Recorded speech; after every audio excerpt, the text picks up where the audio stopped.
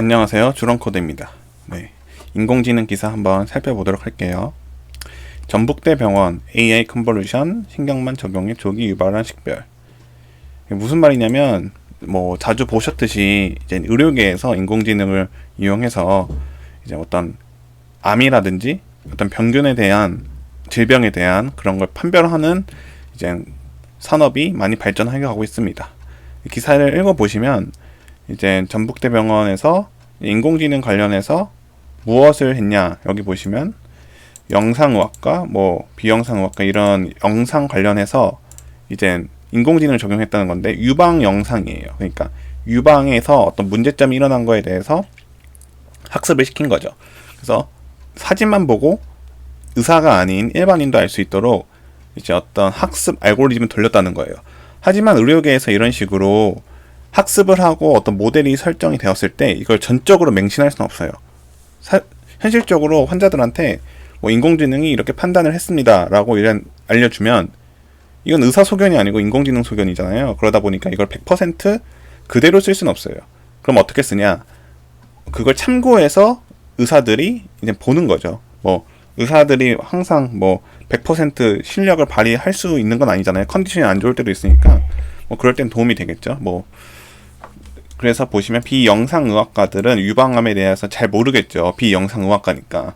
근데 이제 진단율이 24.5% 이분들한테 큰 도움이 됐고, 영상의학과 전문의는 당연히 이거에 대한 전문이니까 잘 판별을 하겠죠. 그럼에도 불구하고 이 알고리즘을 참고하면은 2% 더 정확도가 증가한다고 합니다. 그러다 보니까 이걸 쓰는 게 적어도 손해는 아니라는 거죠. 얼만큼 이득인지는 이 정도 이제 퍼센트인데, 이거는 약간 실험 결과고 실질적으로 이제 그거를 적용했을 때 얼만큼 활용할지 정말로 이게 의사들의 노고를 줄여줄지는 좀 살펴봐야 될 것 같은 문제라고 생각합니다. 두 번째, 구글 AI 머신러닝으로 로봇이 투명한 물질 정확히 볼 수 있게 하는 AI 알고리즘 공개. 뒤에 알고리즘 공개입니다. 아무튼 뭐냐면 여기 이거 보시면은 이렇게 로봇이 이렇게 투명한 물체를 집어서 옆에 두는 동영상이죠. 일반적으로 이렇게 투명한 물체는 인식하기가 힘들어요. 이거는 옛날부터 로봇 비전에서부터 발생했던 문제인데, 색깔이 있는 거는 빛의 반사도가 투명한 거에 비해서 높잖아요. 그러니까 이렇게 투명한 거는 빛의 반사도가 약간 그런 빛의 반사 때문에 그 로봇이 인식하기 힘들다고 합니다. 근데 이런 거를 그러면은 어떻게 하면 식별할 수 있을까라는 게 문제인데, 여기서 보시면 RGBD 영상으로 한다고 합니다. 이 RGBD 영상이 뭐냐면 색깔은 RGB 세 개로 표현이 되는 거죠. 레드, 그린, 블루. 이걸 조합해서 색깔이라는 게 형성이 되는데, 이거의 영상이 기본적인 사진 영상이라고 보시면 돼요. 근데 여기 뒤에 보면 D라는 게 붙죠. 이 D라는 건 뭐냐면 뎁스라고 합니다. 그러니까 깊이라고 보는데, 예를 들면 이 사진을 보면 여기서 얼만큼 떨어져 있는가, 이런 원근감에 대한 정보예요. 그러니까 이 모퉁이는 여기보다 이 사진을 찍는 각도에서 더 깊이 있는 거죠. 여기가 더 깊은, 가장 먼 공간이고, 이쪽으로 올수록 이쪽이 좀 더 가까운 공간이잖아요. 그쵸? 그러니까 이런 깊이 정보를 다루는 영상을 D라고 하는데, D 영상이라고 하는데, 이렇게 RGBD 영상, 그러니까 색깔 영상과 이런 깊이 정보 영상을 합쳐가지고 그것으로부터 학습을 시키면 이 투명한 물체를 잘 구별할 수 있다라는 겁니다. 그럼 이러한 데이터가 필요하겠죠? 이런 데이터도 공개를 했다고 하네요. 그래서 필요하신 분들은 이 RGBD 영상을 이제 사용할 수 있습니다. 대표적으로 RGBD 영상은 자동차에서 많이 쓰거든요. 자율주행 같은 거. 그러니까 저 자동차와 내가 얼만큼 떨어져 있나, 저 사람과 나는 어느 정도 거리가 있나, 이런 중요한 정보이기 때문에 이런 D 영상이 많이 쓰이는 곳입니다. 이슈, 그 다음 이슈, 코드 없이 자연어로 처리하는 머신러닝 플랫폼. 이거는 그냥 간략하게 말하면, 일반적으로 비전공자들이 인공지능을 사용하려면, 머신러닝을 사용하려면 직접 코드를 짜기 어렵잖아요. 그래서 플랫폼화로 제공해주는 업체들이 몇 개 있어요. 그런 거에 대한 설명입니다. 여기 SQL 쿼리라는 건 어떤 코딩 언어인데, 어떤 질문을 날려서 답변을 받는 그런 식의 코딩이에요. 이거를 작성하거나 아니면 알고리즘을 코딩화하는 프로그래밍에 익숙할 필요가 없이, 이런 거 필요 없이 데이터만 올리면 된다고 합니다. 여기 밑에 영상이 있는데 한번 보시면 데이터만 올리면 그걸 가지고 알아서 이렇게 이러한 정보를 끄집어내 준다고 합니다. 이거는 어떤 특별한 예시인 것 같아요. 그러니까 어느 고객이 가입을 최소화할 가능성이 높은가, 그거에 맞는 데이터를 올리면 이거를 분석해 준다는 거죠. 그래서 분석 툴 같이 솔루션을 제공한다는 기사입니다. 알리바바 자연어 처리 기반 코로나19의 예방 및 대응을 위한 스마트 전염병 로봇 시스템 구축, 이렇게 써 있습니다. 요즘 그 코로나19가 많이 문제가 되죠. 그래서 이런 거에 대한 문의가 많이 들어온다고 해요. 그래서 사람들이 어떤 전화를 하면은 그 전화에 대한 답변을 해주는 로봇이 아니죠. 로봇 시스템, 어떤 콜센터 시스템, 이런 걸 만든 거예요. 그래서 뭐 연락처, 뭐 의심된 사례, 뭐 이런 거를 정보를 먼저 수집한 다음에 그 전화한 사람에 그거에 대해서 적절한 분석을 해주는 거죠. 그래서 온라인 상담 서비스를 이제 만든 건데, 이거를 인공지능을 이용해서 만들었다고 합니다. 사람이 어떤 말을 할지는 모든 사람마다 다르잖아요. 그러니까 자연어라고 하는데, 그런 거를 어떤 규칙 기반으로 하기 좀 어려운 상황에 대해서 인공지능을 써야 할 경우가 있어요. 이런 것 같은 경우는 이제 어떤 사람이 어떤 말을 할지 모르니까 그런 거에 대해서 인공지능을 적용해서 코로나19 어떤 챗봇 서비스 같은 걸 만들었다고 보시면 됩니다. 그 다음, 인공지능 대변 냄새를 건강 체크한다.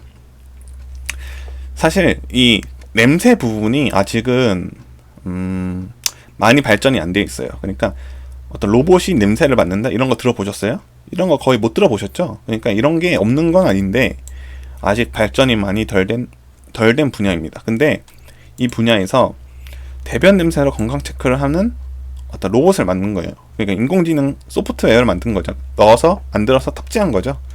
여기 보시면 그냥, 그래서 뭐 색깔이나 모양이 아니고 냄새로 만드는 기술을 개발해서 일본에서 진행이 되었다고 합니다. 뭐 그래서 이런 거에 대해서 냄새를 어떤 인식하는 센서가 필요할 거고, 그 센서 데이터를 이용해서 뭐 이 사람이 정상인지 비정상인지 판별하는 어떤 인공지능 시스템이 필요하겠죠. 뭐 그런 걸 만들었다고 하네요. 참 재밌는 기사인 것 같아서 가져와 봤습니다. 그 다음, LG전자와 우한 형제들 배달 서비스 녹록해 나왔다.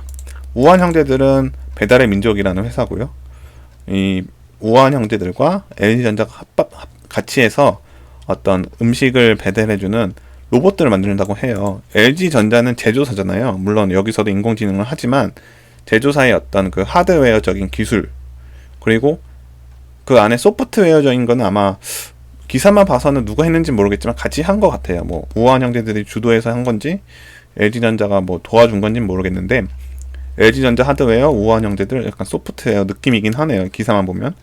이 기사를 보면 이렇게 같이 힘을 합쳐가지고 로봇을 이제 선보일 계획이다.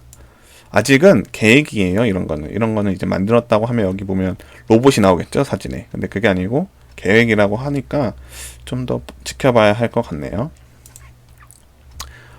그리고 인공지능 ETF 상장 상당히 신기하죠. 이거는 뭐냐면 ETF라는 건 주식에서 쓰는 용어인데, 어떤 그냥 주식이라고 생각하시면 돼요. 인공지능 ETF 상장, 어떻게 설명을 드려야 되죠? 어떤 담는 그릇이라 펀드 같은 걸 보시면 돼요. 그러니까 뭐 내가 삼성전자와 뭐 LG전자, 뭐 우한형제나 이런 식의 주식을 내가 고르는 게 아니고 인공지능이 골라준다는 기사인데요.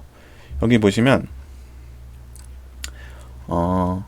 세계적 인공지능 ETF 수는 꼽을 정도다. 무슨 말이냐면 이 ETF라는 걸 사게 되면은 ETF 안에 여러 가지 주식 종목들이 있는데 그 종목들을 인공지능이 선별해 준다는 거예요.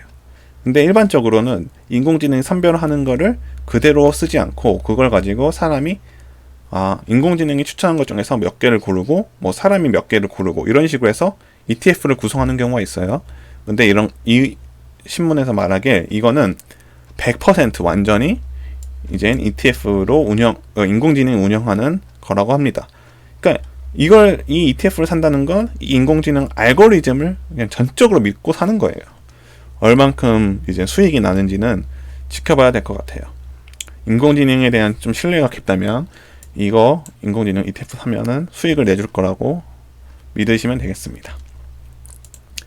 삼성전자 그란데 이거 뭐냐면 건조기에서 AI 기술을 탑재했다는 거예요. 이 그냥 기사가 보면 삼성전자 홍보 기사인 것 같은데 그냥 뭐 AI 건조기에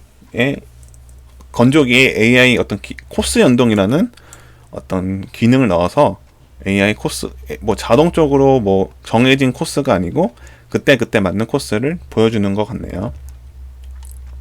마지막 해외 기사 하나 가져와 봤는데 BBC 뉴스에서 나온 기사입니다. 이거는 지금 한글로 번역해둔 기사고 뭐냐면 컴퓨터 번역가가 외국어로 많은 걸 읽을 수 있습니까? 그러니까 번역기가 요즘에 많이 쓰시나요?